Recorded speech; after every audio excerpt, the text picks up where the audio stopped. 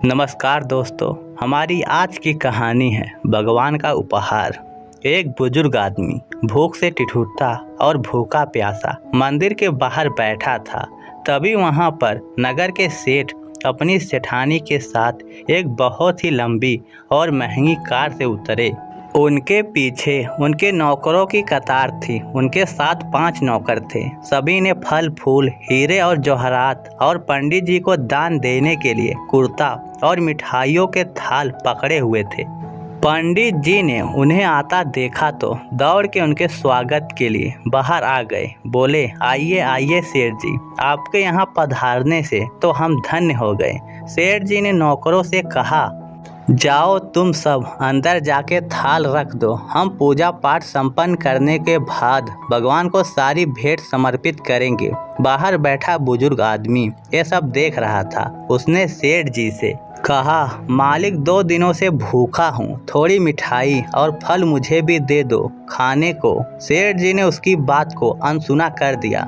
बुजुर्ग आदमी ने फिर सेठानी से कहा, ओ मेम साहिबा, थोड़ा कुछ खाने को मुझे भी दे दो, मुझे भूख से चक्कर आ रहे हैं। सेठानी चिढ़ के बोली, बाबा ये सारी भेंट तो भगवान को चढ़ाने के लिए है, तुम्हें नहीं दे सकती। अभी हम मंदिर के अंदर घुसे भी नहीं हैं और तुमने बीच में ही टोक लगा दी। सेठ जी गुस्से में बोले, लो पूजा से पहले ही टोक लग गई। पता नहीं अब पूजा ठीक से संपन्न होगी भी या नहीं। कितने भक्ति भाव से अंदर जाने की सोच रहे थे और इसने अड़चन डाल दी। पंडित जी बोले, शांत हो जाइए सेठ जी, इतना गुस्सा मत होइए।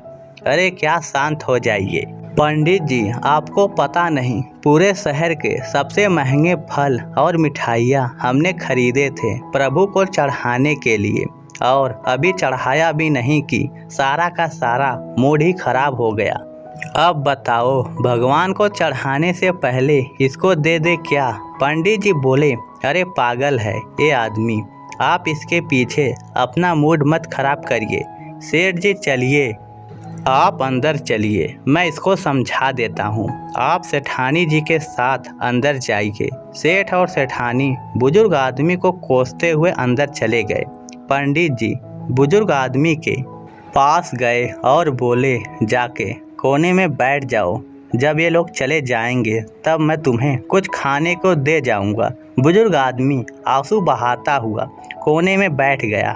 अंदर जाके सेठ ने भगवान को प्रणाम किया और जैसे ही आरती के लिए थाल लेकर आरती करने लगे तो आरती का थाल उनके हाथ से छूट के नीचे गिर गया।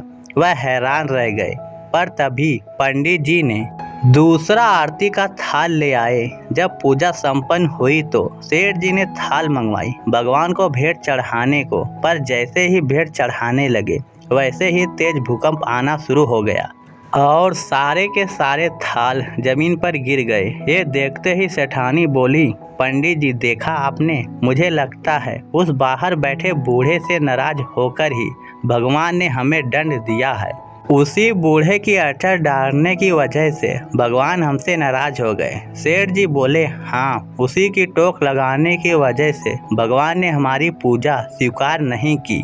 सेठानी बोली, अब क्या करूं मैं? पंडित जी हाथ जोड़ के सेठ और सेठानी से बोले, माफ करना, एक बात बोलूं आप दोनों से, भगवान उस बुजुर्ग आदमी से नाराज नहीं है, बल्कि आप दोनों से रुष्ट होकर भगवान ने आपको ये दंड दिया है। सेठानी बोली, पर हमने क्या किया है? पंडित जी बोले, क्या किया है आपने? मैं आपको बताता हूँ। आप इतने महंगे उपहार लेकर आए भगवान को चढ़ाने के लिए, पर ये आपने नहीं सोचा कि हर इंसान के अंदर भगवान बसते हैं। आप अंदर भगवान की मूर्ति पर भेंट चढ़ाना चाहते थे, पर यहाँ तो खुद उस बुजुर्ग आदमी के रूप में भगवान आपसे प्रसाद ग्रहण करने आए थे। उसी को अगर आपने खुश होकर कुछ खाने को दे दिया होता तो आपके उपहार भगवान तक खुद ही पहुंच जाते। किसी गरीब को खिलाना तो स्वयं ईश्वर को भोजन कराने के समान होता है। आपने उसका तिरस्कार कर दिया तो फिर ईश्वर आपकी भेंट कैसे स्वीकार करते? सब जानते हैं कि श्री कृष्ण को सुदामा के प्रेम से चढ़ाए एक मुट्ठी चावल सबसे ज्यादा प्यारे लगे थे।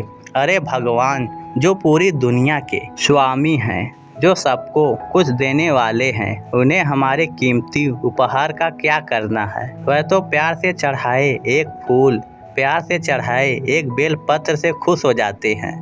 उन्हें महंगे फल और मिठाइयाँ चढ़ा के उनके ऊपर एहसान करने की हमें कोई आवश्यकता नहीं है। इससे अच्छा तो किसी गरीब को कुछ खिला दीजिए। ईश्वर खुद ही खुद खुश होकर आपकी झोली खुशियों से भर देंगे। तो दोस्तों, इस कहानी को लेकर आपकी क्या राय है, नीचे कमेंट करके हमें ज़रूर बताइएगा। धन्यवाद।